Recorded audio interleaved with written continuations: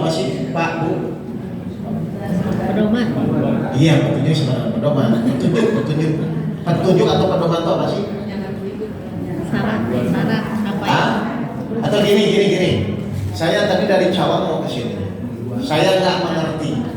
Saya tuh mau jalan lewat mana? Saya nggak ada orang yang saya tanya. Terus saya buka Google Map, kan gitu ya? Nah, Google Map itu berarti sebagai petunjuk arah dari rumah saya sampai masjid ini.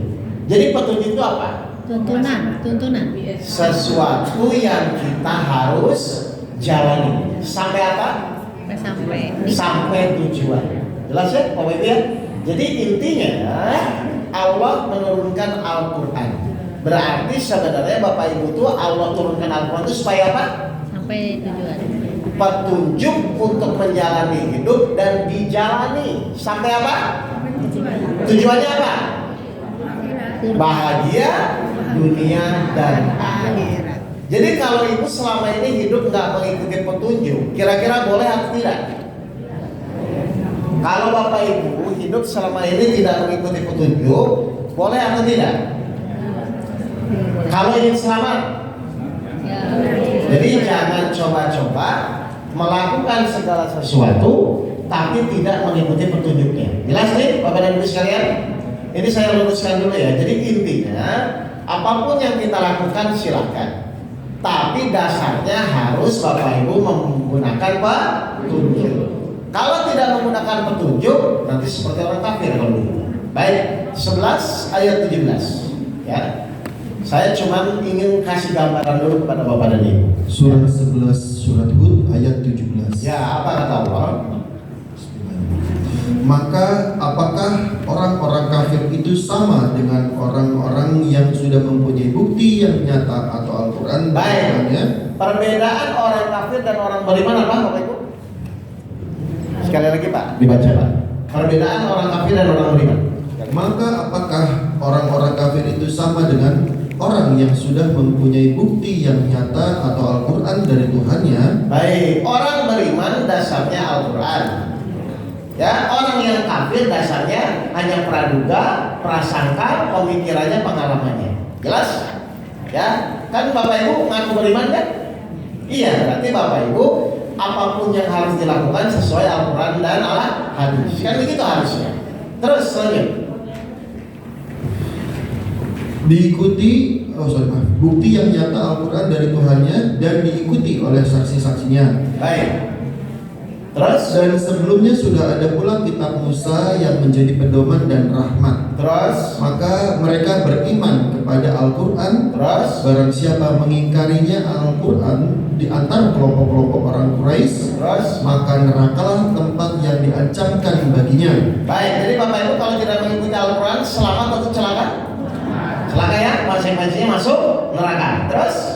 Karena itu janganlah engkau ragu terhadap Al-Quran. Janganlah engkau ragu terhadap Al-Quran. Jelas ini? Jadi nanti kata kuncinya Bapak Ibu harus apa? Yakin kepada ayat-ayat Al-Quran. Bapak Ibu yakin kepada ayat-ayat Al-Quran? Misalnya Al-Quran kemarin mengatakan bersama kesulitan akan ada kemudahan. Yakin? Berarti yakin tuh pas Bapak Ibu mengalami kesulitan masih pusing atau tetap yakin?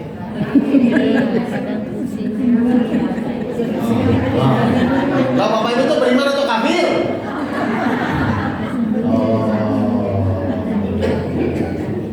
Di sini kasusnya, kan? Harusnya yakin atau khawatir harusnya? Kenyataannya? Kan dibilang kafir nggak mau, tapi kurang yakin. Nah itu loh Bu. Jadi dari awal saja kita harus tanamkan dalam pikiran kita. Oh berarti langkah yang pertama itu bukan pusing dengan masalahnya. Langkah yang pertama itu Bapak Ibu yakin atau tidak. Saat diuji oleh Allah dengan ayat-ayat Al-Quran yang Allah sampaikan, yakin atau tidak bahwa setiap permasalahan akan ada jalan keluarnya. Kalau yakin, masalahnya di mana? Nggak, kalau yakin masalahnya di mana? Ini kan sabar mau saya ajarin. Nggak ada. Harusnya nggak ada masalah. Bapak Ibu masih merasa bermasalah? Masih ada. Khawatir masih khawatir. Nah,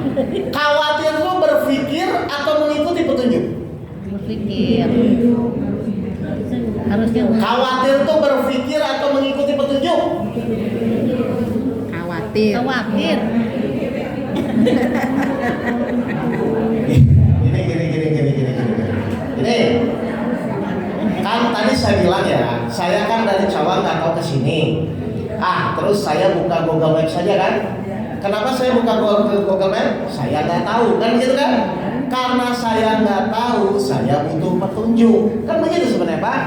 Baik, root Google Maps. Berarti langsung ke destinasinya, ke sini tujuannya. Nah, pas di Cawang itu saya tuh mikir langsung tujuannya atau mengikuti saja kanan kiri lurus masuk tol keluar tol. Langkah demi langkah kan begitu kan? Berarti saya perlu mikir yang lain nggak? Enggak, ikuti aja. Oh, kata Google Maps belok kanan masuk tol Cikampek keluar Jatibening muter kan cuma ikuti aja kan? Perlu bingung atau ikuti saja? Perlu khawatir nggak? Kenapa? Ya. Nah, selama ini Bapak Ibu ngikuti atau khawatir?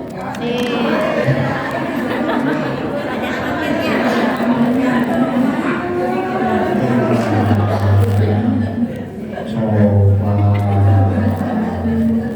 Nih, Ibu udah berapa tahun sih megang Al-Quran? Pak. Enggak, kenapa saya kupas ini dulu? Ayo, Ibu sebenarnya biasanya lebih pusing dengan masalahnya atau lebih yakin dengan janji Allah dalam Al-Quran? Biasanya lebih pusing dengan masalahnya atau lebih yakin dengan janji Allah di dalam Al-Quran? Nah, terus Al-Quran buat apa kalau begitu? Kalau masih pusing? Enggak, sebenarnya Ibu tuh sadar nggak sih menjalani hidup? Bapak Ibu tuh sadar nggak sih selama ini menjalani hidup tuh? Kan ini petunjuknya udah ada, tinggal diikuti, kan begitu kan? Kalau misalnya Al-Qurannya misalnya bilang belok kanan kanan, belok kiri kiri, yakin akan ada jalan keluar, kan tinggal diikuti. Lah Ibu tuh mikir apa? Nah, nggak jelas kan?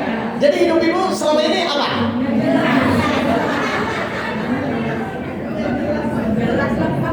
Loh, kalau memang jelas, ayo sama-sama ikuti Al-Quran. Tinggal sekarang Bapak Ibu termasuk yang mengikuti atau yang memikirkan, kan begitu kan? Coba surat Al-Baqarah ayat 38. Ini gimana bertahun-tahun kita ada Al-Quran kok masih bingung? Surat Al-Baqarah 2 ayat 38. Perhatikan coba, ciri orang yang mengikuti Pak.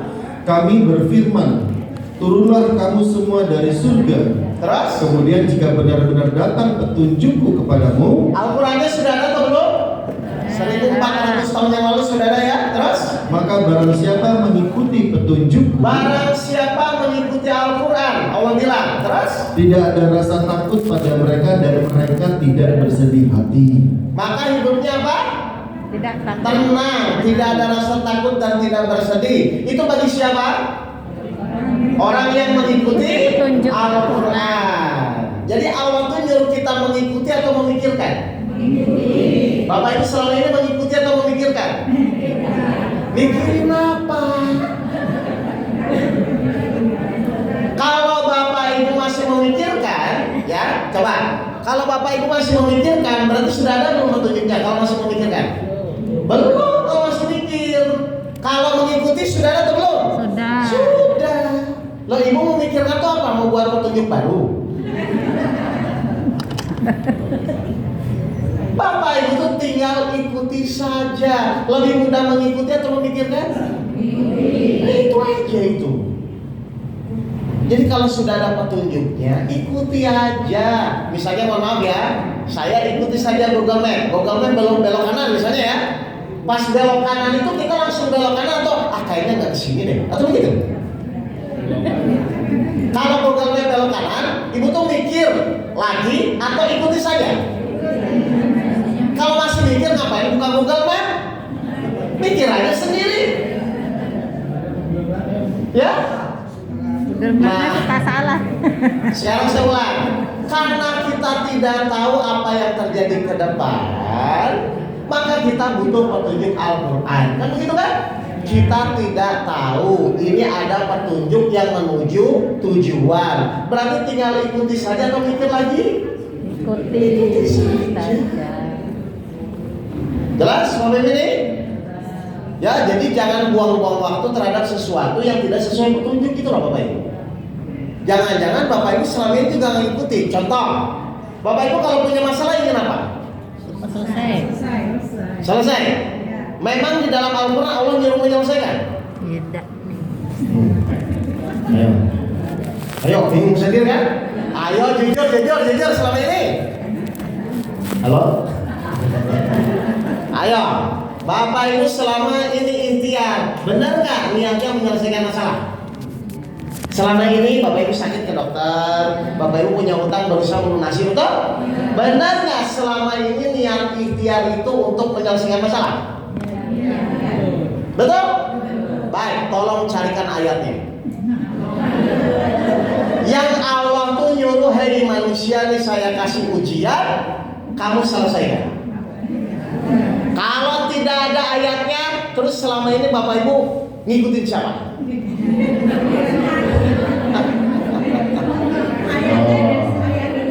Nggak ada ayatnya tuh paling surat 8 ayat 53, 13 ayat 11 saya hafal Bu. Allah cuma nyuruh untuk merubah diri kita, bukan untuk menyelesaikan masalah. Setelah diri kita berubah, barulah nanti Allah yang merubah. Udah itu belum materinya belum kesana, belum. Nanti ini saya cuma ingin ngasih gambaran dulu pada Bapak Ibu. Kalau Bapak Ibu tidak mengikuti Al-Quran nanti pusing sendiri. Pertama kita nggak tahu apa yang terjadi ke depan tuh, makanya kita butuh petunjuk. Petunjuk itu untuk semua manusia atau tidak semua manusia? Ayo. Petunjuk itu untuk semua manusia atau tidak semua manusia? Baik, 45 ayat 20. Nah, itu pada tahu. Surat 45 Al-Zaziyah ayat 20. Ya. Al-Quran ini adalah pedoman bagi manusia. Al-Qur'annya memang pedoman bagi manusia. Tadi kita lihat terus. Petunjuk dan rahmat bagi kaum yang meyakini. Tapi petunjuknya untuk siapa? Yang meyakini saja. Cirinya orang yakin tuh masih mikir atau tidak? Kalau sudah yakin masih mikir atau tidak?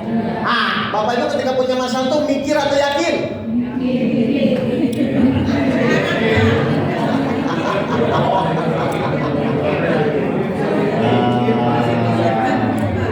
Gimana ini? Kalau masih mikir tuh sudah yakin belum? Belum. Kalau sudah yakin masih mikir nggak? Bapak Ibu tuh ketika dikasih masalah tuh yakin atau mikir? Mikirin apa? Oke, kalau Pak gini. Coba.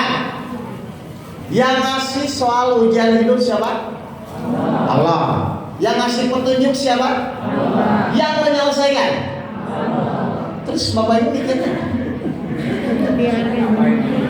Bapak Ibu tuh tinggal menjalani sesuai langkah demi langkah petunjuk di dalam Al-Quran. Kayak tadi saya dari rumah mau ke sini, belok kanan, belok kiri, lurus.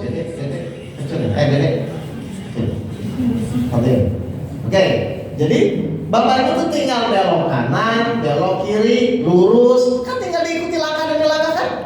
Nah, ini saya mau ngajarin. Kan Bapak Ibu tadi mau ngomongnya jalani, terus ngapain? Jalani sesuai petunjuknya. Jadi Bapak Ibu itu bukan mikir bagaimana jalan keluarnya, bukan itu. Bapak Ibu jalani sesuai Al-Quran, nanti nyampe tujuan. Kira-kira lebih mudah ngikuti atau mikir? Ikuti. Kenapa pilih yang mikir? Apa kurang tantangan? Ya, baik, kita mulai ya. Baik, tolong dijawab. Semua permasalahan kehidupan itu dari siapa? Bingung lagi. Ya, saya ulang ya. Semua ujian permasalahan hidup itu dari siapa? Dari manusia. Berarti manusia menginginkan dong. Emang Bapak Ibu yang punya masalah? Nah, berarti kalau tidak menginginkan, dari siapa? Semua permasalahan hidup itu dari Allah, terlepas salah kita atau tidak. Nanti tinggal Allah ngasih ujian atau ngasih teguran, kan gitu aja kan? Tapi semua permasalahan hidup datang dari siapa? Allah. Saya perkuat ayatnya, surat 4 ayat 78. Surat 4 ayat 78. Surat 4 An-Nisa ayat 78. Semua permasalahan hidup itu datang dari siapa? Dimanapun kamu berada, kematian akan mendapatkan kamu. Terus? Kendati pun kamu berada di dalam benteng yang tinggi dan Terus? kukuh. Oke, terus? Jika mereka memperoleh kebaikan, mereka mengatakan ini dari sisi Allah. Terus? Dan jika mereka ditimpa suatu keburukan, mereka mengatakan ini dari engkau Muhammad. Perhatikan terakhir, terus? Katakanlah, semuanya datang dari sisi Allah. Jadi semua masalah hidup itu datang dari siapa? Allah. Kalau salah dia, Allah kasih teguran. Kalau dia beriman, Allah kasih ujian. Jelas ya Bapak Ibu ya? Tapi semua datang dari siapa? Allah. Pegang dulu ya. Jadi dipegang. Semua kejadian, permasalahan kehidupan yang selama ini kita jalani itu datang dari Allah. Setuju? Setuju nggak setuju ayatnya begitu? Ya, ini ayatnya cuma menguatkan aja. Sebenarnya kan logika itu udah saya buat tadi. Baik, pertanyaan kedua. Kalau semua masalah itu datang dari Allah, pertanyaannya, manusia itu bisa atau tidak menyelesaikan masalah?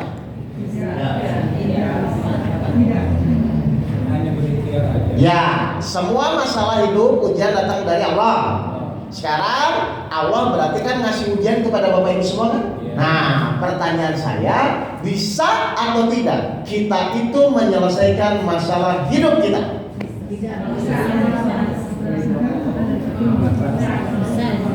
Nah, di sini aja kita udah nggak sepakat ini, kan? Makanya ini saya mau pelan-pelan ngegesernya. Bisa atau tidak kita tuh bisa menyelesaikan masalah hidup kita? Bisa? Oke, ada yang bisa, ada yang tidak. Enggak. Pertanyaan saya A atau B ya. Bisa atau tidak? Jangan C. Ya, baik. Bisa atau tidak kita tuh menyelesaikan masalah hidup kita? Bisa. Oke, mari kita lihat ayatnya. 10 ayat 107. Surat 10 Yunus 107. 107. Kedua terakhir. Dan jika Allah menimpakan suatu bencana kepadamu, Kalau Allah ngasih ujian, ngasih masalah, ngasih kejadian kepada Bapak Ibu, terus maka tidak ada yang dapat menghilangkannya kecuali Dia. maka tidak ada yang dapat menyelesaikannya, menghilangkannya kecuali Allah. Berarti yang bisa menyelesaikan masalah hidup itu siapa? Salah lagi. Baca lagi Pak.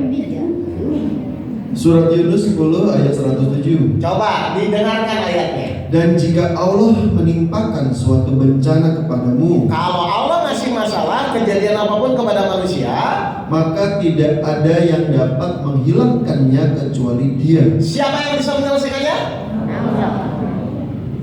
Baca lagi sekali lagi.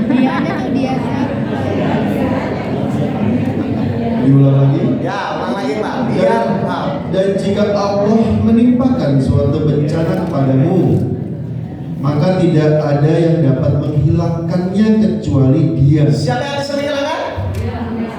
Hanya. Kenapa saya harus pakai hanya Pak? Kalau saya cuma bilang Allah, berarti ada nggak yang bisa menyelesaikan selain Allah? Kalau cuma bilang Allah, ada. Tapi kalau hanya Allah, ada atau tidak? Tidak. Jadi yang bisa menghilangkan siapa yang bisa menyelesaikan? Hanya Allah. Hanyanya jangan lupa ya. Hanya Allah. Nanti saya jelaskan kenapa harus benar-benar ibu harus paham hanya Allah. Mohon maaf. Kalau memang hanya Allah, harusnya ketika Bapak Ibu punya masalah, ingatnya sama orang, sama teman, atau sama Allah? Kalau memang hanya Allah, kenapa ingatnya harus hanya Allah? Karena hanya Allah yang bisa. Oke, Bapak Ibu kalau sakit, Bapak Ibu tuh ingat Allah atau ingat dokter?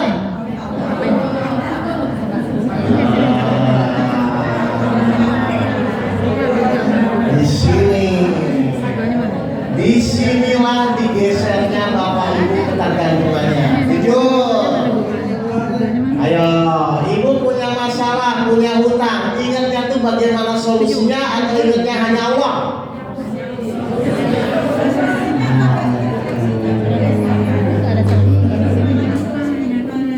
Iya, padahal tadi yang bisa menghilangkan siapa? Kenapa nggak ingat Allah dulu? Ibu pas suami nggak pulang-pulang langsung telepon atau ingat Allah dulu?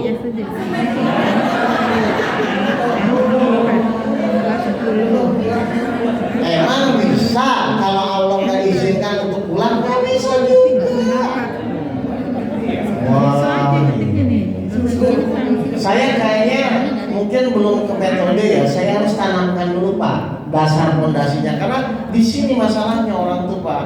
Bukan masalah ilmunya Pak. Kalau ilmu itu pasti Bapak Ibu yakin banyak lah. Ngaji tiap minggu katanya ya, atau tiap bulan. Tapi kalau fondasi keyakinan, fondasi keimanannya tidak dikuatkan, Bapak Ibu tetap terjebak. Jadi semua masalah nanti mau sakit, mau hutang, mau apapun, ingat dulu siapa? Allah. Kenapa ingat Allahnya? Karena hanya Allah yang bisa menyelesaikan. Ini kalau lebih cepat pakai. Jadi kalau Ibu dimaki-maki orang, ingat maki-makinya atau ingat Allahnya dulu?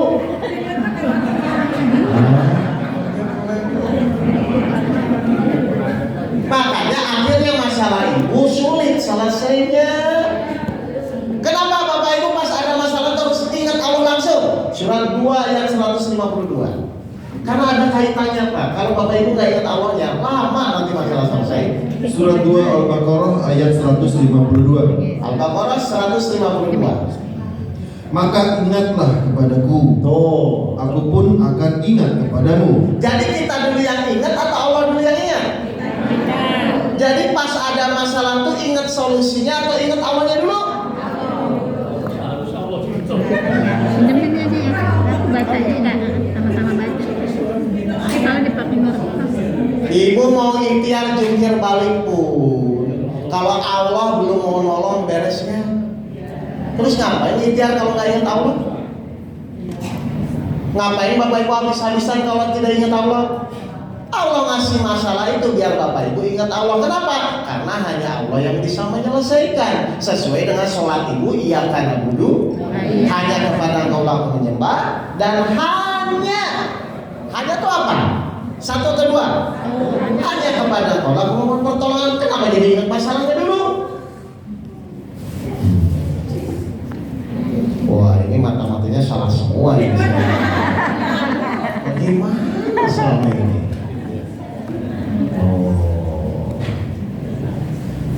Jadi masalah selesai itu karena kemampuan ikhtiar kita atau karena pertolongan Allah? Ya sudah, makanya kita ingat dulu sama Allahnya. Istri cerewet, ingat istrinya atau ingat Allah Pak?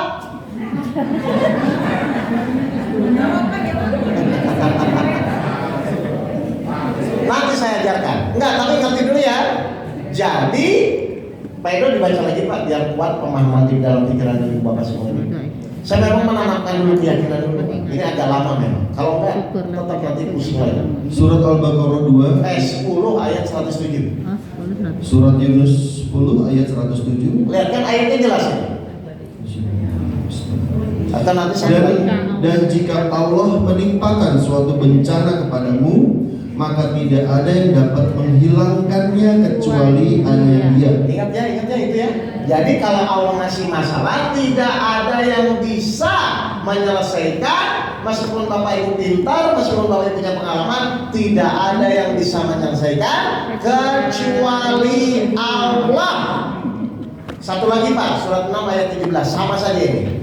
Biar Bapak Ibu ditanam dulu dalam pikirannya. Jadi Surat 6 Al-An'am ayat 17. Sama aja ini ayatnya. Coba. Dan jika Allah menimpakan suatu bencana kepadamu, tidak ada yang dapat menghilangkannya selain Dia. Oh, selain sama aja kan? Jadi jangan coba-coba kalau punya masalah langsung ingat solusinya. Yang pertama adalah, oh karena hanya Allah yang bisa menyelesaikan, saya harus ingat dulu sama Allah. Maka ketika ibu ingat kepada Allah, Allah kita 1 langkah, Allah 10 langkah. Kita berjalan, Allah berlari. Tanamkan dulu, semua masalah itu datang dari Allah. Yang akan menyelesaikan Allah juga. Berarti tugas kita apa? Menjalani masalah, bukan menyelesaikan masalah. Bukan, ini belum, ini kan harus ikhtiar. Lah, kita disuruh Allah ikhtiar itu untuk menyelesaikan masalah atau untuk ibadah? Ibadah itu bukan sholat aja Pak ya. Ibadah itu melakukan segala sesuatu apapun hanya karena Allah. Berarti kita ikhtiar itu untuk menyelesaikan masalah atau untuk ibadah? Enggak, selama ini. Loh, iya, usahanya harus karena Allah, bukan supaya masalah selesai. Loh, jadi selama ini Bapak Ibu ikhtiar untuk menyelesaikan masalah atau untuk ibadah? Pasti, betul, jujur Bapak ini. Pasti selama ini untuk menyelesaikan. Disuruh siapa itu? Diri sendiri. 51 ayat 56. 51 ayat 56. Surat 51 Az-Zariyat Nih, 56. Bapak Ibu pasti tahu ayat ini, cuman prakteknya saya nggak tahu. Aku tidak menciptakan jin dan manusia melainkan agar mereka beribadah Perintah Allah apa? Salah lagi. Sekali lagi, Pak Eno. Aku tidak menciptakan jin dan manusia melainkan agar mereka beribadah kepada Perintah Allah apa? Hanya. Berarti ada perintah lain nggak? Kenapa niatnya untuk menyelesaikan masalah? Kenapa selama ini niatnya untuk menyelesaikan masalah? Disuruh siapa itu? Perintah Allah hanya apa? Ibadah. Mohon maaf, sholat itu ibadah bukan Pak? Tapi kalau tetangga? Ayo, sholat itu ibadah atau bukan? Tapi kalau karena tetangga? Kerja itu ibadah bukan? Kerja itu ibadah bukan? Tapi kalau dia cuma cari uang? Ibadah itu apapun yang dilakukan, yang diniatkan hanya karena Kenapa Bapak Ibu tidak melakukan itu? Kan itu perintahnya itu. Kenapa di luar perintah? Ini kayaknya salah lagi.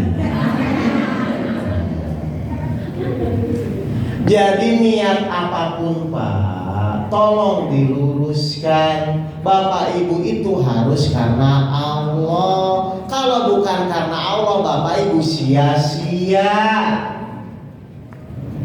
Kalau karena Allah, ada nggak orang tersinggung? Nah, kenyataannya ada. Berarti tersinggung itu ibadah atau bukan? Jangan. Kalau karena Allah, ada nggak orang sakit hati? Nggak ada. Berarti orang sakit hati itu ibadah atau bukan? Nah, Ibu lebih banyak ibadah atau bukan? Jadi perintah Allah itu Pak harus dipraktekkan. Ternyata saat kita praktek dalam kehidupanmu, ternyata kita jadi kurang ibadah.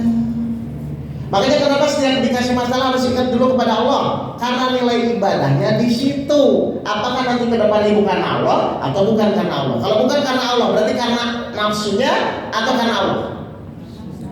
Pasti karena nafsunya. Kalau nafsunya berarti cenderung dikuasai oleh akhirnya sakit hati lah, harga diri lah, nama baik lah.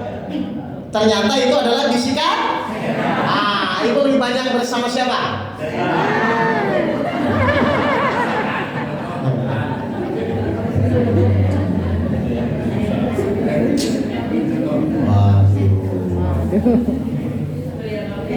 Ini sampai jam berapa? Setengah 10 ya? Setengah 10. Setengah jam. Katanya sampai setengah 10. Jam 10 ya, jam 10 ya. Ya.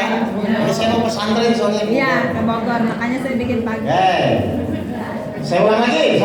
Jadi sekarang yang terpenting itu solusi masalah hidupnya atau niat karena Allahnya? Niat karena Allah. Akhirnya. Ibu kalau punya masalah itu dianya fokus solusinya atau fokus memperbaiki niatnya? Kalau punya masalah, biasanya ibu kalau punya masalah mencari apa? Penyelesaian. Emang kalau Allah nggak ngasih bisa cari kemana?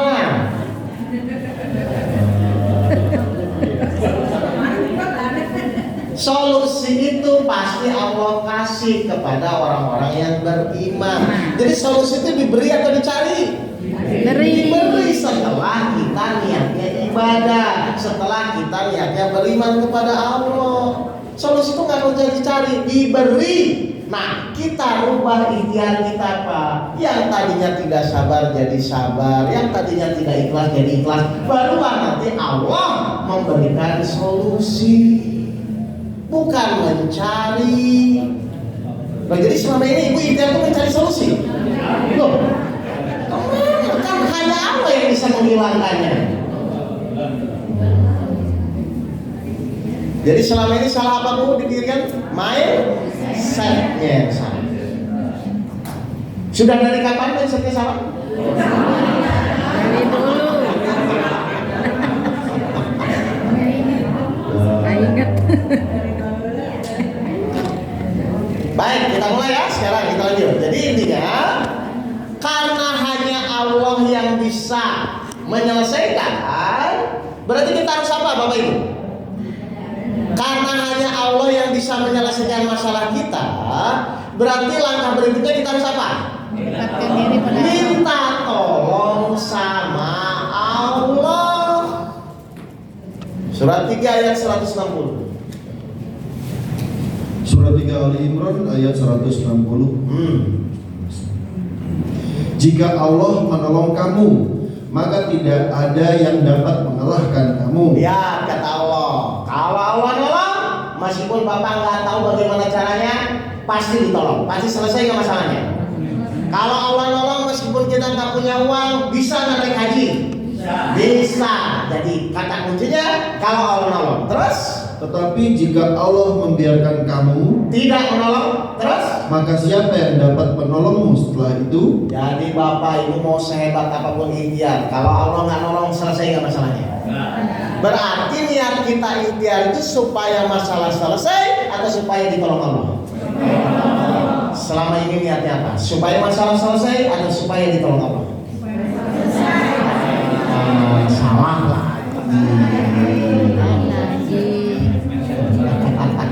Konsepnya salah. Kira-kira Allah tuh nolong kepada yang bersyukur atau mengeluh? Nah, Bapak Ibu ketika dikasih masalah bersyukur atau mengeluh? Tapi ini ditolong Allah, begitu? Tapi mengeluh? Nggak nyambung kan? Nggak ngeluh cuman. Paham nih Bapak Ibu nih? Jadi kata kuncinya sebenarnya bukan kemampuan ikhtiar kita. Kata kuncinya adalah bagaimana supaya Allah nolong. Nah kemarin saya baru jelaskan yang sholat khusyuk ya. Iya. Bagaimana supaya Allah nolong. Al-Baqarah ayat 45. Al-Baqarah ayat 45. Surat Al-Baqarah ayat 45. Ya. Dan mohonlah pertolongan kepada Allah dengan sabar dan sholat. Nah kan gitu kan kemarin kan terus. Dan sholat itu sungguh berat kecuali bagi orang-orang yang khusyuk. Kemarin saya udah ajarkan sholat khusyuknya kan? Udah. Gimana kata kuncinya? Tumanina. Telinganya fokus mendengarkan kalimat per kalimat. Kalau Bapak Ibu kemarin belum ikut, buka YouTube saja, cari OKU yang sholat khusyuk, itu banyak ya.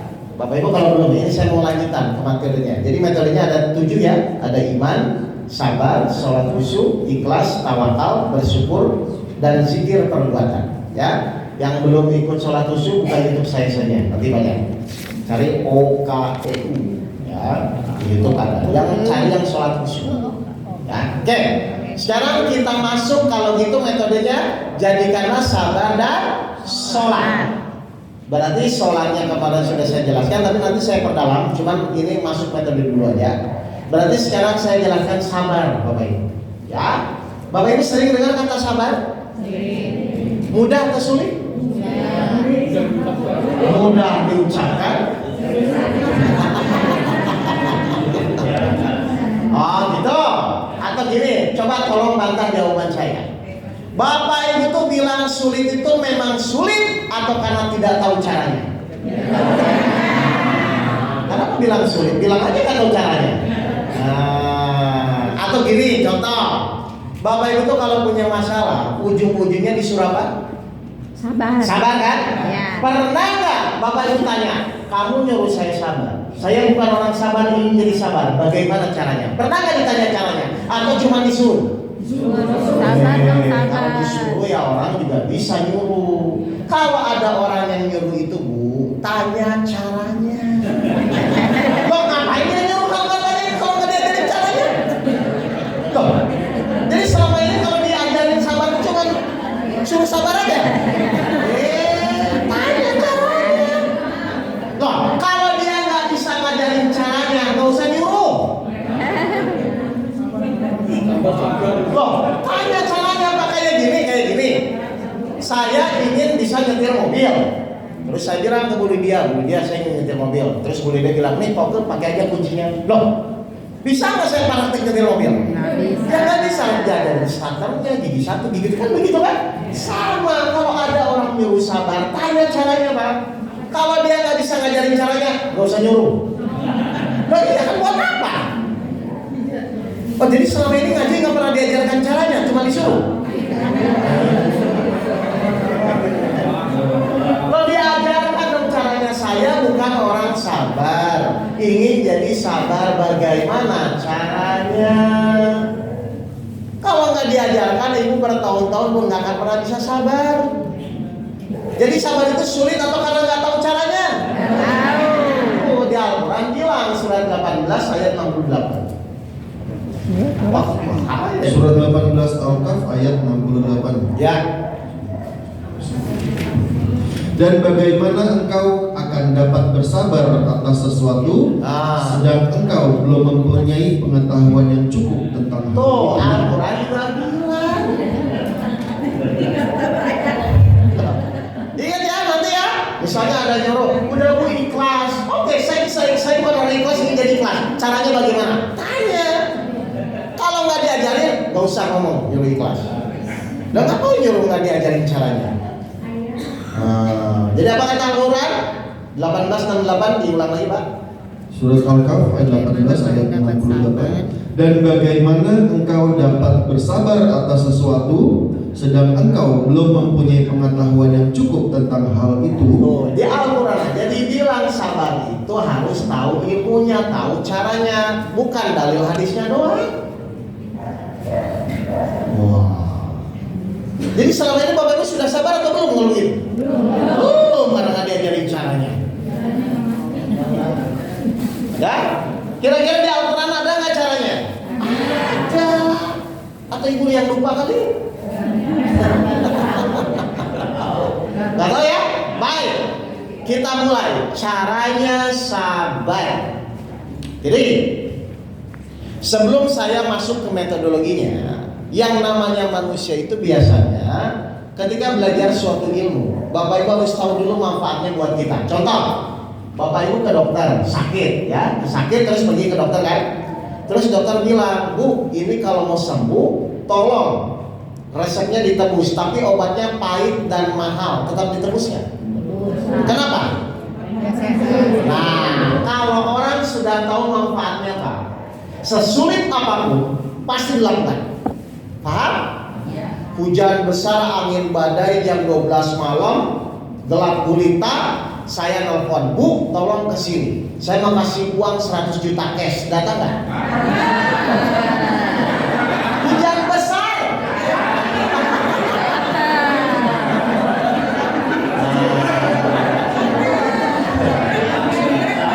Oke, satu lagi. Hujan besar, angin badai, gelap gulita. Bu, tolong kesini, kita ada pengajian. Datang nggak?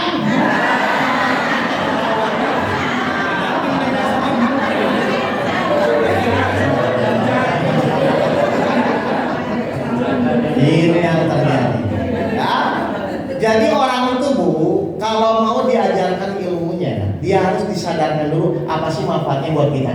Karena kalau Bapak Ibu nggak ngerti manfaatnya, maka nanti muncul kata-kata mutiara. Sabar ada. Oh mama ya, kalau kamu sabar nanti diinjak, kan begitu kan? Karena selama ini ibu tidak disadarkan apa sih manfaat kita belajar sabar. Oke, kita buka sekarang. Apa sih manfaat kita belajar sabar? Kan begitu ya? Tadi loh, coba Al-Baqarah 45 dibuka lagi Pak. Biar Bapak itu ngerti dulu. Gitu. Surat Al-Baqarah ayat 45. Atau Al-Baqarah yang 153, coba yang itu aja. Biar saya bisa jelaskannya gampang. Surat Al-Baqarah 153. Ya. Wahai orang-orang yang beriman, mohonlah pertolongan kepada Allah dengan sabar dan sholat. Stop dulu. Berarti sabar yang benar itu benar nggak memunculkan pertolongan Allah? Coba sekali lipat. Wahai orang-orang yang beriman, mohonlah pertolongan kepada Allah dengan sabar dan sholat. Berarti kalau Bapak sudah sabar, ditolong Allah nggak? Berarti kalau sekarang Bapak Ibu masalah belum selesai, sudah ditolong belum? Karena apa? Sabar dan sholatnya mungkin belum. Berarti kalau masalah Bapak Ibu belum selesai pasti belum. Padahal kalau sabarnya benar, pasti masalahnya selesai. Karena Allah janji akan menolong orang-orang yang sabar. Bapak Ibu sudah sabar? Belum. Tapi ingin selesai masalahnya. Gimana caranya? Jadi sabar yang benar itu mengundang pertolongan Allah. Itu janji Allah, Bapak Ibu. Berarti kalau sekarang ibu belum ditolong Allah, masalah belum selesai, pasti belum sabar. Tinggal sabar seperti apa sehingga Allah mau menolong kita. Betul? Baik, sekarang yang kedua. Menurut Bapak Ibu, sabar itu harusnya sesak napas, menderita atau bahagia? Nah, kenyataannya Bapak Ibu itu sabar itu sesak napas atau bahagia? Berarti itu sudah sabar atau belum? Saya tuh kurang sabar apalagi Ustaz. Enggak begitu, sabar yang benar itu enggak begitu Pak. Kenapa sabar harusnya bahagia? Lanjut ayatnya yang tadi apa?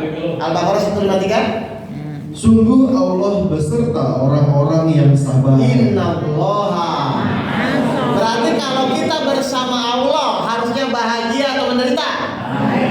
Nah, jadi sabar yang benar itu bahagia. Jadi ibu mau sabar terus ya? Lagi. Soalnya ya, satu, sabar itu memunculkan pertolongan Allah.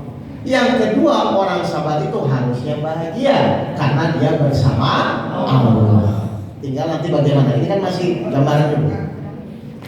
Baik, yang ketiga, ya, kenapa kita harus sabar? Mohon maaf, Bapak Ibu itu kalau ditanya ingin masuk surga atau neraka? Ingin masuk surga? Sudah tahu syaratnya? Belum. Ingin tapi nggak tahu syaratnya. Ya. Surat 3 ayat 142. Nah, Surat 3 ayat 142. Surat 3 Ali Imran ayat 142. Apa kata Allah? Apakah kamu mengira bahwa kamu akan masuk surga? Apakah kamu mengira bahwa kamu akan masuk surga? Mati dulu kata Allah. Terus? Padahal belum nyata bagi Allah orang-orang yang berjihad di antara kamu, dan belum nyata orang-orang yang sabar. Syarat masuk surga apa? Sabar. Bapak Ibu sudah sabar? Tapi ingin masuk surga? Tapi belum sabar? Emang punya orang dalam?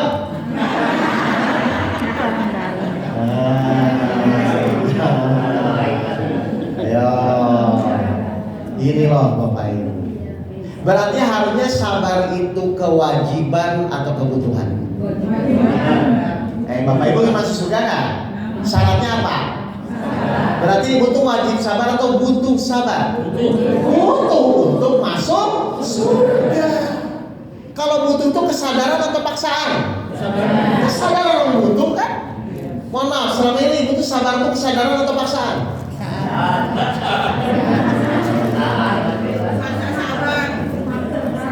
Harusnya ibu itu sadar bahwa saya memang harus sabar. Kenapa? Karena saya ingin masuk surga, saya harus sabar. Jadi selama ini nggak sadar Bapak Ibu harus sabar.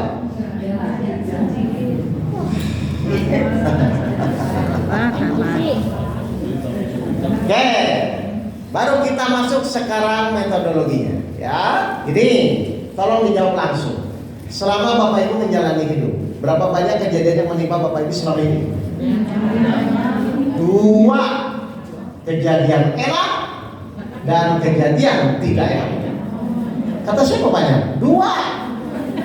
Karena menurut Al-Quran pun begitu. 21 ayat 35. Saya pakai Al-Quran loh, Bu. Nah, ya. 21 Al-Anbiya ayat 35. Nih, 2 atau banyak? Setiap yang bernyawa akan merasakan mati. Terus? Kami akan menguji kamu dengan keburukan dan kebaikan. Berapa kejadian? 2. Kalau yang sesuai dengan keinginan kita, kejadian enak atau tidak enak? Kalau yang tidak sesuai? Nah, buruk, tidak enak, begitu kan? Jadi berapa banyak kejadian hidup ini? 2 kejadian enak dan tidak enak. Jelas? Baik, tolong dijawab. Kalau ibu disuruh milih, Bapak Ibu tuh ingin dapat kejadian enak atau tidak enak? Enak. Kalau disuruh milih ingin enak. Pertanyaan saya sekarang, kalau Bapak Ibu ingin sabar, Bapak Ibu butuh kejadian enak atau tidak enak? Saya ulang lagi. Bapak Ibu kalau disuruh milih, Bapak Ibu tuh ingin dapat kejadian enak atau tidak enak? Yang enak kan, benar ya? Tapi karena kita ingin sabar, betul? Kan ingin masuk surga kan? Bapak Ibu tuh perlu kejadian enak atau tidak enak kalau ingin sabar? Jadi kejadian tidak enak tuh masalah atau sarana latihan sabar? Selama ini kejadian tidak enak dianggap masalah atau sarana latihan sabar? Kenapa begitu? Iya, tapi kalau kita ingin masuk surga, syaratnya apa tadi? Untuk menjadi sabar butuh kejadian enak atau tidak enak? Nah, sekarang Bapak Ibu butuh yang mana? Kejadian enak atau tidak enak? Loh, kok berat? Kan ini nanti saya ajarin caranya, Atau saya ulang lagi. Berarti kejadian tidak enak itu istri solehah atau istri cerewet? Kejadian tidak enak. Sekarang kan? Jadi Bapak butuh yang mana? Yang cerewet. Kalau ingin sabar, benar solehah. Misalnya sama begini, Pak sabarnya istrinya solehah, begitu? Nah, Bapaknya aneh. Tapi kalau saya bilang, Pak sabarnya istrinya cerewet, pas ya? Berarti sabar itu pasangannya kejadian enak atau tidak enak? Tidak enak. Nah, berarti ibu butuh yang mana? Suami baik atau suami galak? Dibales.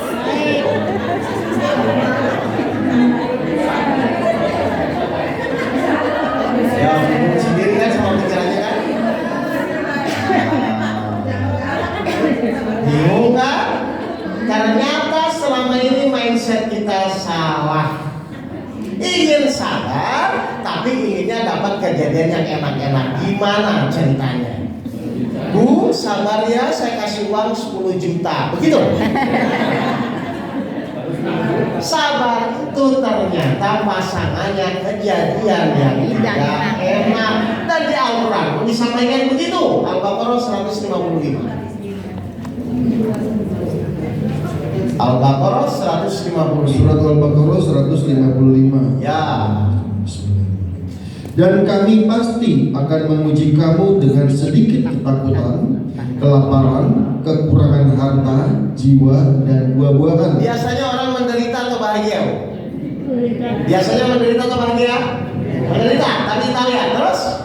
Dan sampaikanlah kabar gembira kepada orang-orang yang sabar. Kenapa orang sabar malah bahagia?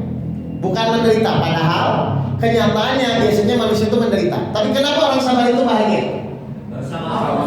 Karena orang sabar itu tidak menganggap itu masalah. Orang sabar itu menganggap itu sarana masuk surga. Jadi suami galak itu masalah atau sarana masuk surga? Sarana masuk surga. Berarti ibu harusnya sakit hati atau terima kasih sama suaminya? Terima kasih.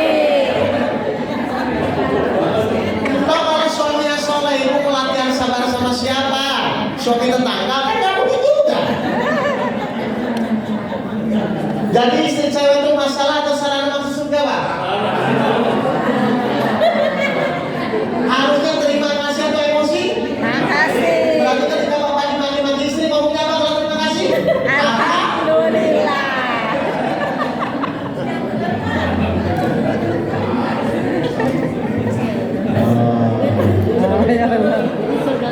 Coba. Pernah mendengar hadis? Ketika seorang mukmin itu diberikan nikmat maka dia bersyukur, tapi diberikan musibah dia bersabar. Nah ini prakteknya. Ini saya mau ajarin caranya, bukan teori lagi.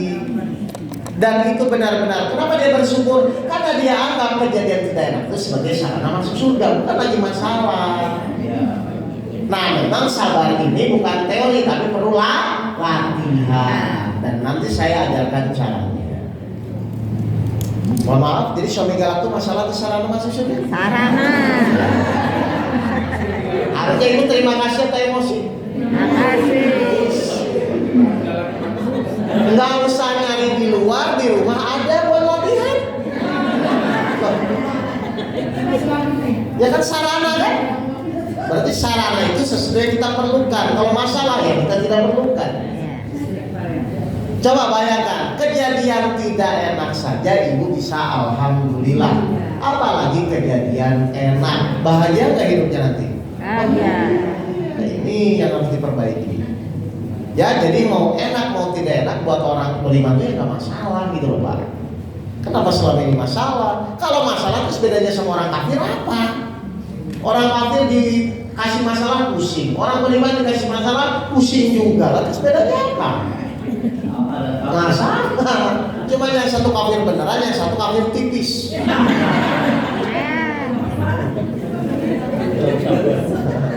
Jelas? Oke, mari kita lanjut. Bagaimana caranya? Metodologinya untuk menerima kejadian tidak enak itu antara mulut dan hati benar-benar mengucapkan alhamdulillah. Karena ini yang nggak pernah diajar. Kita mulai. Cara sabar. 64 ayat 11. Surat 64 surat At-Taghabun ayat 11. Ya, apa kata Allah? 64 ayat 11. Ya. Tidak ada suatu musibah yang menimpa seseorang kecuali dengan izin Allah. Sekali lagi ya Pak. Tidak ada suatu musibah yang menimpa seseorang kecuali dengan izin Allah. Maksudnya apa Bapak Ibu? Tidak ada suatu kejadian apapun yang menimpa kita kecuali dengan izin Allah. Maksudnya apa Bapak Ibu? Kejadiannya dulu, musibahnya dulu, atau izin Allah dulu? Izin Allah. Coba baca lagi. Nah ini kan saya harus pahamkan. Saya dengerin ya Bapak Ibu. Surat At-Taghabun 64 ayat 11. Coba. Tidak ada suatu musibah yang menimpa seseorang kecuali dengan izin Allah. Jadi semua kejadian di dunia ini bisa terjadi nggak tanpa izin Allah? Jadi Allah izinkan dulu atau kejadian dulu? Allah izinkan baru ada kejadian. Tapi kalau Allah tidak izinkan terjadi nggak? Oke. Jadi yang duluan yang mana? Izin Allah atau kejadian? Izin Allah ya. Berarti nanti kalau Bapak Ibu ada kejadian, yang Bapak Ibu lihat tuh kejadiannya atau izinnya? Harusnya. Kan kalau tidak diizinkan kan tidak terjadi. Berarti harusnya Bapak Ibu tuh lihat kejadiannya atau lihat izinnya? Yang mengizinkan siapa? Kira-kira kalau Allah mengizinkan sempurna atau salah? Kalau sempurna itu langsung diterima atau marah-marah? Oke, diterima itu ngomongnya apa? Enggak diterima, kalau kita menerima ngomongnya apa? Alhamdulillah. Berarti ketika ibu dimaki-maki suami ngomongnya apa?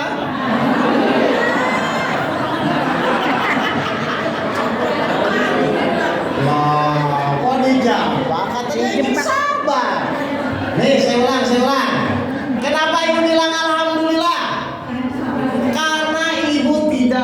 mendengarkan suaminya. Ibu tidak melihat marah-marahnya. Yang ibu lihat apa? Izin Allahnya. Maka ketika ibu bisa begitu, maka innallaha ma'as-sabirin. Allah bersama ibu, doa ibu langsung dikabulkan. Makanya orang sabar itu malah berterima kasih. Karena kejadian tidak enak itu menjadikan sarana doa ibu dikabulkan. Mohon maaf, selama ini menjadi sarana dikabulkan atau menjadi penderitaan? Salah. Jadi bapak ibu tidak akan pernah bisa sabar kalau bapak ibu tidak melihat izin Allah. Pertanyaan saya, ketika bapak ibu melihat izin Allah, meskipun dimaki-maki, meskipun difitnah, kira-kira menderita atau tenang hatinya? 13 ayat 28, ini janji Allah. Itu loh bapak ibu. Ya, Surah 13 Al-Araf ayat 28. coba apa ada? Yaitu orang-orang yang beriman dan hati mereka menjadi tentram dengan mengingat Allah. Terus Ingatlah hanya dengan mengingat Allah hati menjadi tentram. ingatlah hanya satu atau dua. Jadi kalau bapak ibu melihat semua kejadian itu melihat izin Allahnya, kira-kira sakit hati itu tenang hatinya? Tenang karena memang Allah berjanji. Jadi selama ini ibu kalau ada kejadian, lihat kejadiannya, lihat orangnya atau lihat izin Allah? Selama ini? Oh, kok lihat orangnya? Jadi lihat kejadian, lihat orang. Pasti menderita bu. Jadi ketika istri cerewet kepada bapak tuh lihat istri cerewetnya atau lihat izin Allah? Nah kalau lihat izin Allah berarti ngomongnya apa? Alhamdulillah.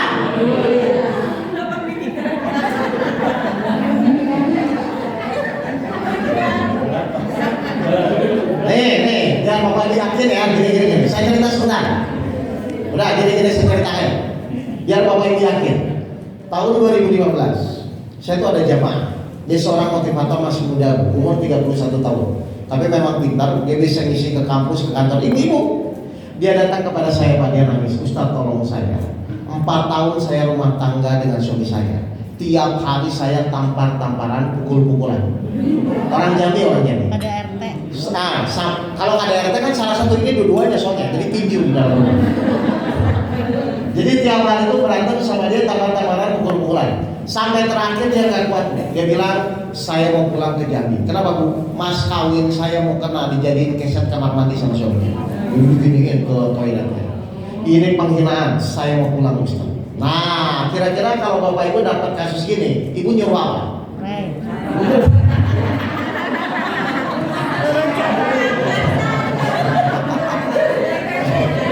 Ya, begitu. Ya ini kenyataan, ini realita. Makanya saya mau ceritakan. Nah, jangan ngomong sabar ya, jadi pasok.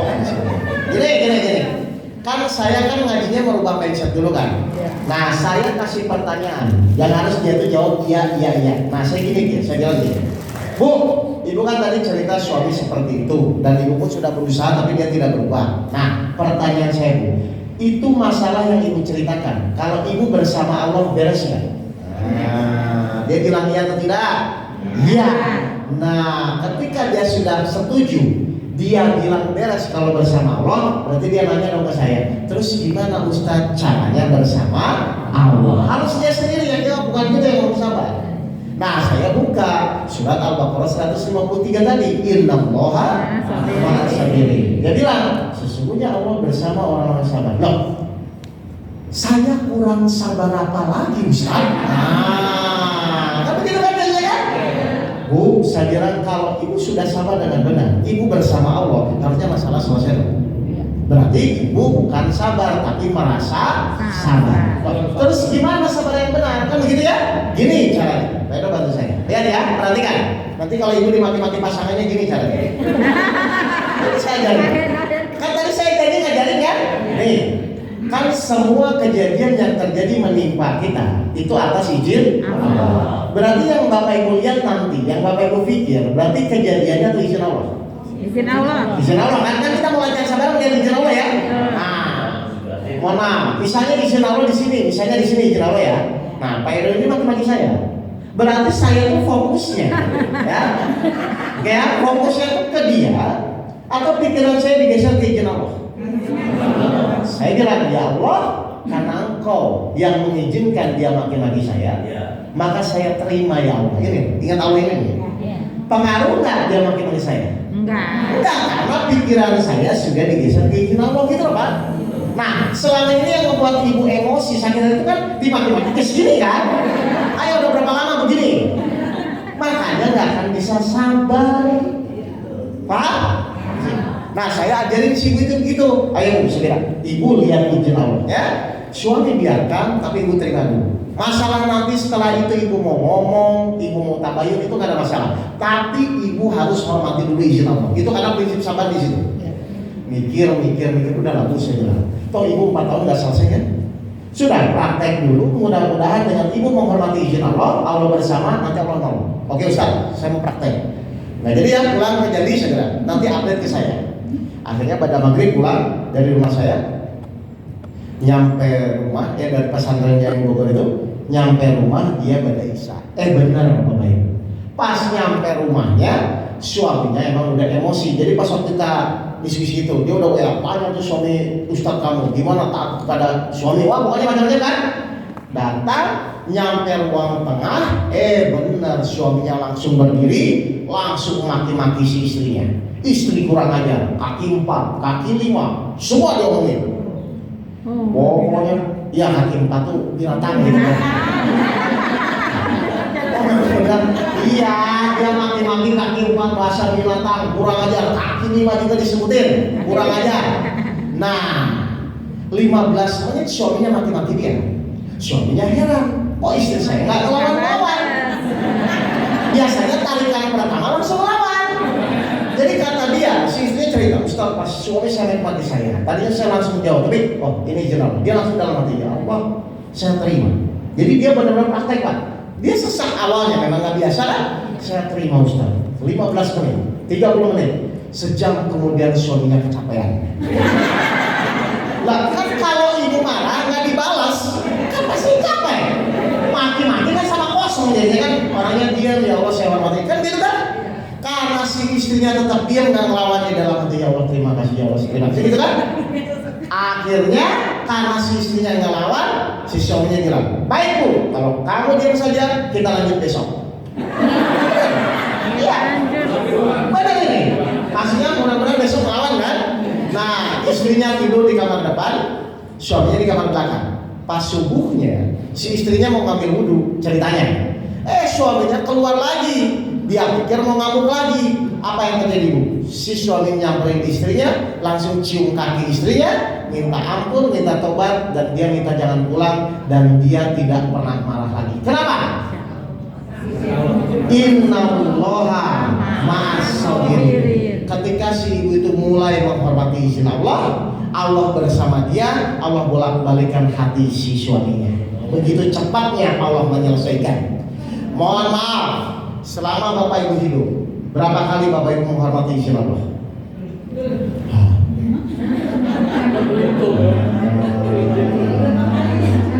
Berapa kali Bapak Ibu menghormati izin Allah? Atau terjebak orang yang fitnah? Atau terjebak orang yang maki-maki ibu? Salah. Bukan. Kita langsung kalau ada kejadian itu, ya Allah saya terima dulu. Setelah itu tetap sakit ke dokter, hutang tetap ikhtiar, tapi ikhtiarnya sudah bersama Allah. Karena kalau ibu tidak menghormati izin Allah, berarti bersama Allah atau bersama setan? Itu yang membuat Bapak Ibu sakit hati dan masalah nggak selesai-selesai. Berarti selama ini Bapak Ibu bersama Allah atau bersama setan?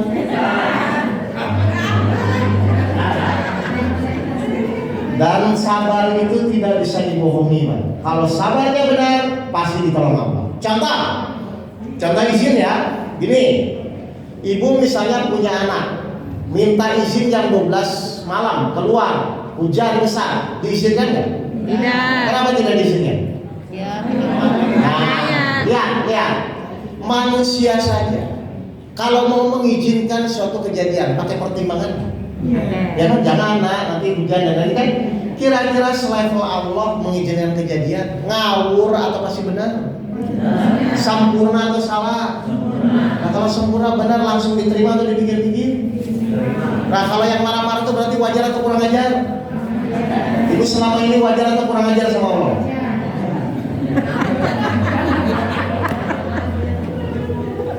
Ini bukan masalah harga diri Bapak Ibu, ini masalahnya Bapak Ibu menghormati Allah atau tidak. Karena di situ Allah akan nolong atau tidak. Silakan ibu marah-marah, tapi kalau ibu tidak menghormati izin Allah, ingat kata Allah, hanya Allah yang bisa menyelesaikan masalahnya. Dasarnya apa? Hormat atau tidak kepada izin Allah. Sudah berapa kali ibu dalam hidup menghormati izin Allah? Kayaknya belum ya? Udah ya? Berarti nanti Bapak Ibu tinggal latihan. Berarti di mati-mati sini ngomongnya apa? Alhamdulillah. Dan jangan kaget pasti suaminya berubah. Akhlaknya suaminya tetap itu akhlaknya. Suaminya super. Loh, kan Allah bolak-balikan hatinya. Ya. Anak jengkel, gak mau sholat, marah dulu atau diterima dulu? Terima dulu. Ya Allah saya terima, ditegur tetap ditegur, tapi negurnya sudah bersama Allah, pasti berubah. Ya. Sabar yang benar tuh gitu ya Pak, bukan melihat kejadian, bukan melihat orang, tapi melihat izin Allah. Tapi ibu pasti maki-maki orang, jangan gini ya, berhadapan, tapi dalam hatinya ya Allah saya terima, gitu loh. Nanti rasakan, tenang nanti hatinya.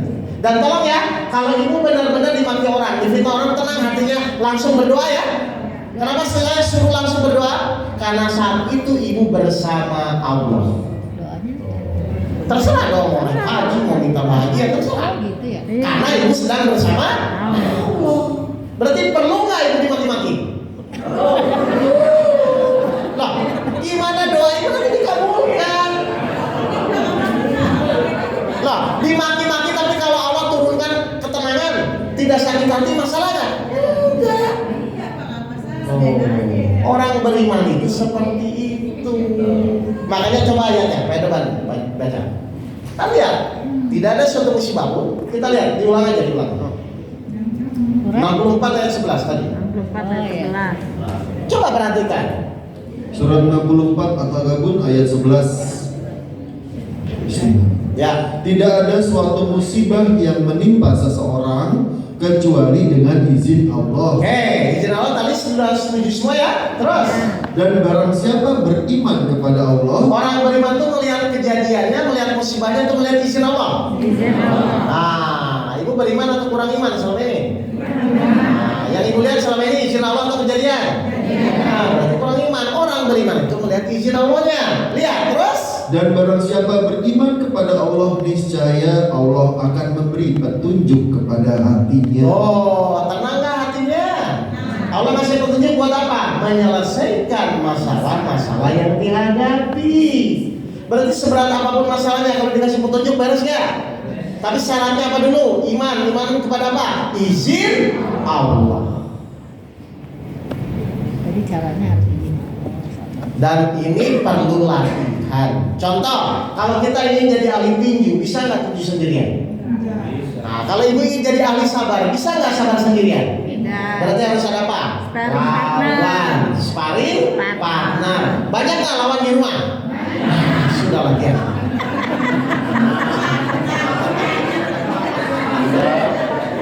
Bahkan tinggal latihan daripada nyari lawan keluar jauh-jauh.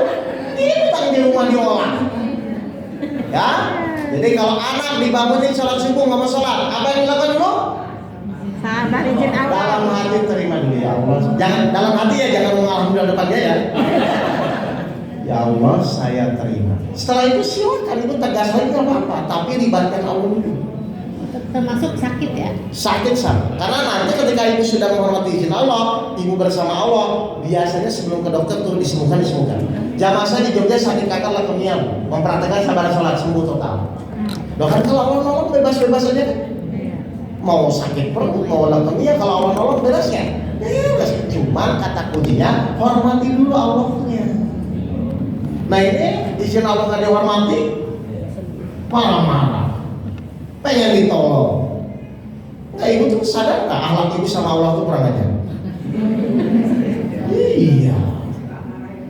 Ya, jadi intinya gitu ya. Tapi saya tahu kan ibu belum tahu caranya tadi kan. Ya, Nah, orang kebanyakan memang melihat kejadian, melihat orangnya. Maksud Allah ngasih kejadian itu Allah izinkan kamu hormati dulu. Contoh gini ya, gini.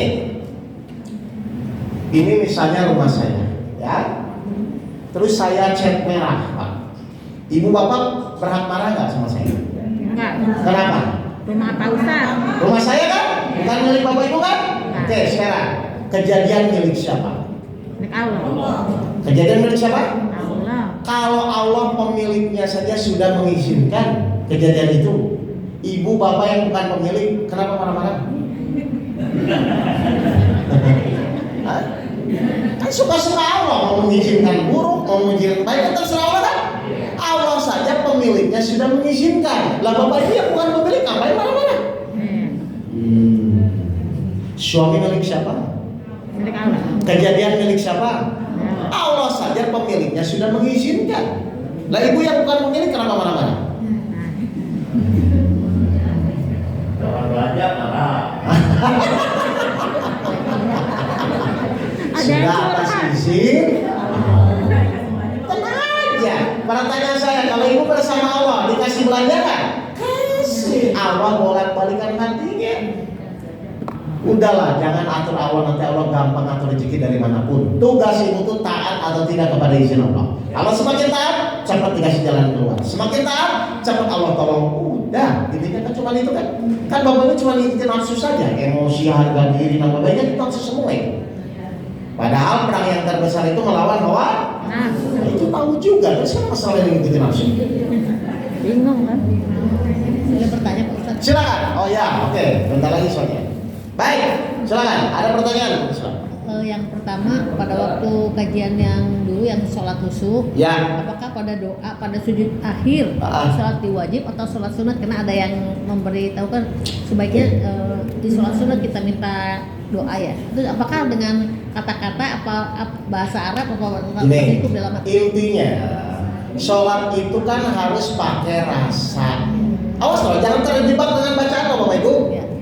Saya ulang kemarin, yang membuat namanya definisi doa itu menggunakan rasa atau tidak. Baca dengan doa sama atau beda? Kalau baca itu gini Bu, nanti jadi wadang dewa juli warmani warmani warmani warmani warmani itu baca. Kalau doa itu ibu dari sujudnya, saya mau berdoa pakai rasa. Ya Allah saya mau berdoa. Rabbi firli warhami. Jadi mau pakai bacaan apapun silakan, tapi pertanyaannya pakai rasa atau tidak selama ini? Saya nggak ke situnya itu ya. Kalau itu kan fikih jadinya. Ya. Intinya silakan Bapak Ibu sholat, tapi tolong pakai rasa. Karena bedanya orang yang doa dengan yang baca itu dari rasa. Nah saya takutnya baru tahun-tahun Bapak Ibu malah fokus bacaan, tapi rasanya nggak ada gitu loh. Jelas Bu? Nah, menurut saya duduk di antara dua sujud pun sudah komplit itu. Dan kalau benar-benar pakai rasa harusnya dikabulkan. Yang saya juga pernah mempraktekkan itu kan sampai sekarang alhamdulillah gitu. Ya, jadi silakan lah kalau masalah teknis ini. Oke, ya. Ada lagi? Silakan. Orang yang doanya nggak dikabulkan, Nah, itu Allah menginginkan untuk dekat berdoa terus itu atau sabar. bagus. Pertanyaan saya, kita berdoa itu tujuannya supaya dikabulkan atau supaya ikhlas? Ikhlas. Halo. Nah, awas Pak. Tujuan kita berdoa itu supaya dikabulkan atau hanya menjalankan perintah Allah. Ini dikabulkan. Oh, doa itu Allah suruh karena itu perintah Allah. Jadi Bapak berdoa saja, ya Allah saya ingin naik haji, belum dikabulkan, ya doa aja lagi. Karena Allah nyuruh kita berdoa itu supaya kita jadi ikhlas. Kalau sudah ikhlas pasti dikabulkan nggak Pak? Pasti Allah. Kenapa pasti? Janji Allah. Itu benar. Nanti Bapak masuk di level ikhlas ya.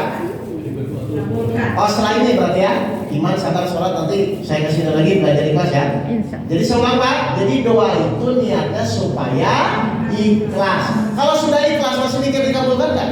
Enggak. Kalau sudah ikhlas masih mikir dikabulkan nggak? Tidak. Tidak.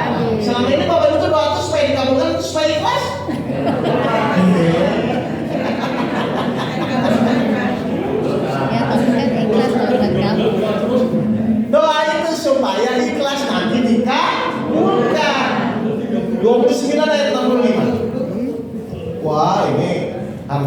panjang lagi nanti ya. Surat 29 Ayat 65. Al-Ankabut ayat 65. Ya, nanti setelah sabar saya jelaskan ikhlas terus. Maka apabila mereka naik kapal, mereka berdoa kepada Allah dengan penuh rasa pengabdian atau ikhlas kepadanya. Nih, orang berdoa dengan ikhlas di tengah laut, Pak. Dikabulkan nggak? Terus? Tetapi ketika Allah menyelamatkan mereka sampai ke darat, Dikabulkan kan doanya? Gara-gara apa? Telat. Jadi bapak itu, ibu tuh doanya harus ikhlas. Nanti ada caranya, ya. Berarti bapak ibu datang lagi ya. Metode ikhlas. Jelas Pak? Jadi boleh nggak berdoa? Wajib, karena itu perintah Allah. Tapi niatnya harus ikhlas. Berarti kalau sekarang ibu belum dikabulkan, pasti belum? Baik, ada lagi? Oh, silakan.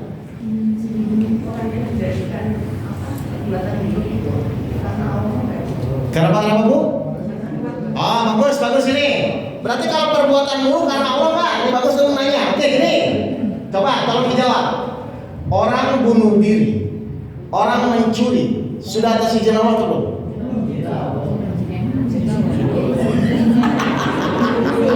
Baca lagi Melo, 64 ayat 11. Aduh, ternyata belum dalam. Izin Allah. surat 64 At-Tagabun ayat 11. Tidak ada suatu musibah yang menimpa seseorang kecuali dengan izin Allah. Kecuali itu apa sih kecuali itu? Hanya. Nah, berarti ada nggak kejadian selain Tidak dari Allah? ada. Orang bunuh diri, orang mencuri, sudah atas izin Allah atau belum? Izin Allah. Orang mau bunuh Sudah atas izin Allah atau belum? Sudah. Tapi pertanyaan kedua, tapi apakah Allah menghendaki? Tidak. Terus Allah mengizinkan siapa? Allah mengizinkan setan, iblis menggoda orang tersebut. Kalau dia ikut Allah, dia tidak mencuri. Kalau dia ikut iblis, dia bunuh diri. Ngerti nggak Bapak Ibu? Jadi semua kejadian tetap Allah izinkan. Cuman karena Allah memberikan pilihan kepada manusia, maka ikut Allah boleh, ikut setan boleh. Kalau ikut Allah tidak mencuri, kalau ikut setan mencuri. Surat 4 ayat 79. Jadi semua atas izin Allah dulu. Tapi ujian buat kita gitu loh. Surat 4 An-Nisa ayat 79. Coba. Kebajikan apapun yang kamu peroleh adalah dari sisi Allah. Terus? Dan keburukan apapun yang menimpamu itu dari kesalahan dirimu sendiri. Ngerti? Tapi Allah izinkan nggak? Misalnya, ibu dimaki-maki suami, sabar boleh? Boleh. Marah-marah boleh? Ibu bisa milih kan?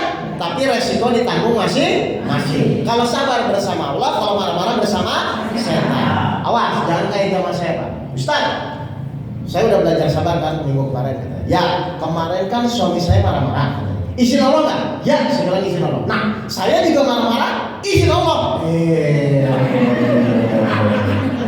Kan ibu bisa milih, saya bilang. Kalau ibu ingin sabar, berarti ibu bisa terima dulu kan Allah.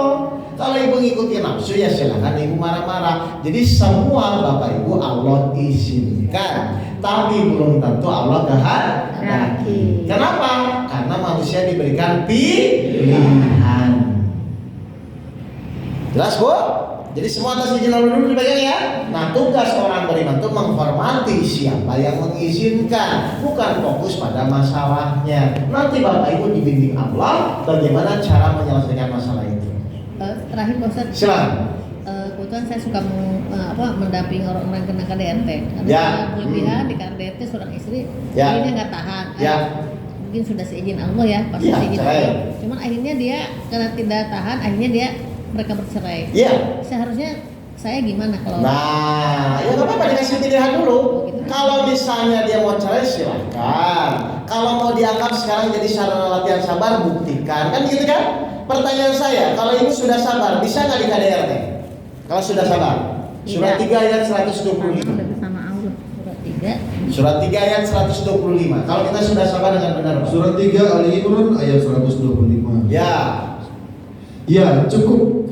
jika kamu bersabar dan bertakwa ketika mereka datang menyerang kamu dengan tiba-tiba, niscaya Allah menolongmu dengan 5.000 malaikat yang memakai tanda. Apa yang Allah turunkan untuk orang-orang sabar? Malaikat. Ada yang berani KDRT sama orang didampingi 5.000 malaikat? Pasti akan turun. Tapi ibu kasih pilihan dulu sama dia. Kalau mau cerai, gak apa-apa, saya juga sering itu. Tapi kalau ibu mau jadikan sarana, silahkan. Saya soalnya pernah salah dulu bu, saya nggak ngasih pilihan dulu. Udah ibu sabar saja, tiap hari nelfon saya, Ustadz sih nggak bisa sabar. Loh kok jadi masalah saya sih? Kasih pilihan, mau cerai silahkan. Tapi mau sabar, berarti ibu akan dapat pahala tanpa batas, masuk surga tanpa hisab. Orang sabar itu bu, Allah tuh janjinya apa luar biasa? 25 ya 75. Surat 25 Ayat 75. Surat Al-Furqan ayat 75. Coba orang sabar itu gimana? Mereka itu akan diberi balasan dengan tempat yang tinggi dalam surga Dikasih surga yang tinggi bu. Kenapa? atas kesabaran mereka. Dan di sana mereka akan disambut dengan penghormatan dan salam. Tinggi kan derajatnya orang-orang sabar. Nah, jadi suami cerewet, suami galak itu ternyata itu bukan masalah, itu harta karun terpendam.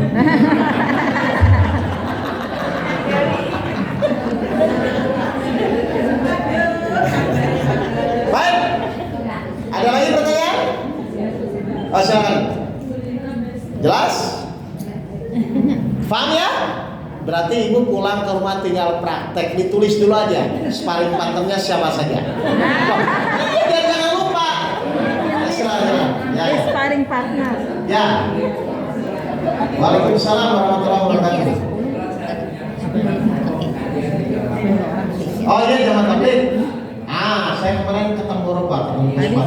Pergi jalan 3 bulan 4 bulan tuh doang. Istri dan keluarganya nggak dipanggil. Saya minta pandangan. Baru saya ngomongin kemarin di Temurun sama orang-orang jamaah tabligh. Oke, boleh dakwah, tapi kita juga punya kewajiban menjaga anak istri kita dari api neraka. Harus dididik juga, sangunya harus disiapkan juga. Kemarin saya baru Pak ketemu Gus Fatah sama Gus Baik. Dia ketua jamaah tabligh di Indonesia. Jadi saya udah baru bilang, ya. Jadi silakan berdakwah itu silakan, tapi tetap ingat ada anak, karena kita tetap nanti diminta pertanyaan, ya. Terus, baik Bapak Ibu sekalian, terima kasih.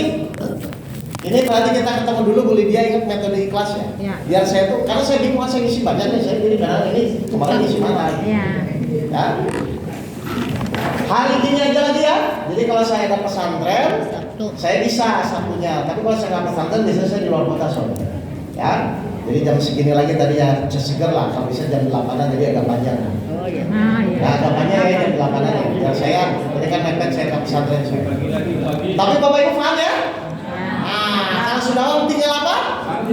Lantai latihan. Buktikan doa dikabulkan. Anak istri suami harusnya berubah dengan mengingat izin Allah. Baik, dari saya ya. Tadi kan ibu ini tanya, kalau misalkan ada orang yang pada minta bercerai, suruh sabar. Tapi kan kalau dia nggak tahu metodologi sabarnya susah. Nah iya makanya ibu, kalau bisa ibu sampaikan, kalau nggak paling gampang ini, coba buka YouTube Oke Setiawan aja, metode sabar, udah gitu aja. Termasuk yang anaknya tiba-tiba kena narkoba, kita harus menerima dulu ya. Pokoknya diterima dulu, nanti Allah yang merubah. Bapak Ibu tahu kan hadisnya hanya Allah yang bisa membolak-balikan hatinya. Nah, tapi Allah bolak-balikan hati kalau ibu menghormati izin Allah. Izin Allahnya dihormati dulu. Ya. Baik, Bapak Ibu sekalian, terima kasih. Mohon maaf kalau ada kata-kata saya menyinggung Bapak Ibu, dimaafkan ini Pak. Baik, mari kita tutup dengan bacaan hamdalah bersama-sama. Alhamdulillahirobbilalamin. Dari saya cukup sekian. Wabillahi taufiq wal hidayah. Assalamualaikum warahmatullahi wabarakatuh. Waalaikumsalam warahmatullahi